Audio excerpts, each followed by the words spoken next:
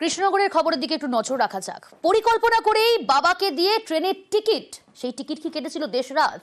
বাবাকে দিয়ে ট্রেনের টিকিট দেশরাজের। খুনের সময় রাজ্যের বাইরে প্রমাণেই পরিকল্পনা, অর্থাৎ একাধিক পরিকল্পনা, একাধিক ছক কষেছিল এই দেশরাজ। আরো ডিটেল জানবো কি কি পরিকল্পনা ছিল তার। সমীর রুদ্র রয়েছে আমার সঙ্গে। সমীর,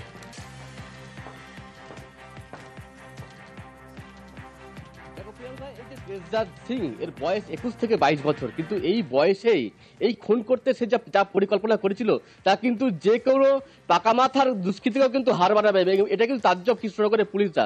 তার কারণ খুন করেছিল সে সোমবার, কিন্তু খুনের দিন যে সে কৃষ্ণনগরে উপস্থিত ছিল না তা প্রমাণ করার জন্য কিন্তু তার আগের দিন অর্থাৎ রবিবারের ডেটে সে টিকিট কেটেছিল, উত্তরপ্রদেশে বাড়ি ফেরার টিকিট, এবং তার বাবাকে দিয়ে সে টিকিট কাটিয়েছিল যাতে প্রমাণ করা যায় যে সে খুনের দিন কৃষ্ণনগরে ছিল না।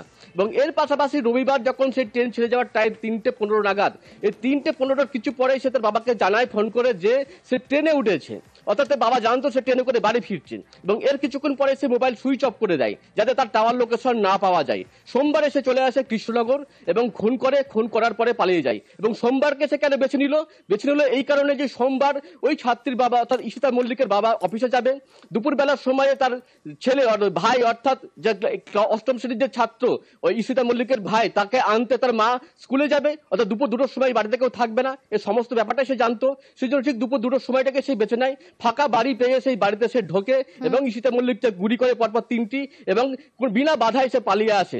কিন্তু ধরা পড়ে যায় কোথায়? যখন ঈশিতা মল্লিকের মা তার ভাইকে নিয়ে স্কুল থেকে ফেরে তখনই কিন্তু ধরা পড়ে যায় তাদের সামনে এবং তাদেরকে বন্দুক কুচিয়ে ভয় দেখে পালিয়ে আসতে সমর্থ হয়। কিন্তু তাদের ছক কষেছিল কি হবে, যদি সেই ঈশিতা মল্লিকের মায়ের কাছে ধরা না পড়তো তার পরিকল্পনা কিন্তু সফল হয়ে যেত, কারণ সে প্রমাণ করে দিতে পারতো সে কিন্তু ট্রেনে চেপে উত্তরপ্রদেশের উদ্দেশ্যে রওনা দিয়েছে, অর্থাৎ ঘটনার সময় ছিল না।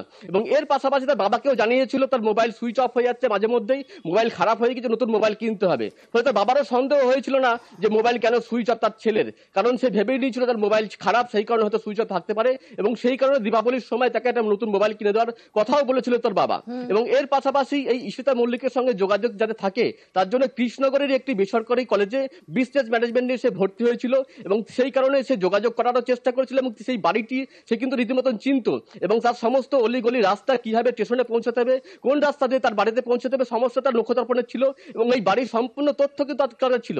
ফলে সম্পূর্ণ পরিকল্পনা করে দুষ্কৃতীদের কাছ থেকে আগ্নেয়াস্ত্র নিয়ে এবং পরপর মাথায় 3টি গুলি চালিয়ে সে খুন করেছে এবং নিখুঁতভাবে এই পরিকল্পনা সাজিয়ে কিন্তু চম্পট দিয়েছে এবং এখনো পর্যন্ত কিন্তু একে গ্রেপ্তার করতে পারেনি পুলিশ এবং তার খোঁজে তল্লাশি চলছে। প্রিয়াঙ্কা। বেশ।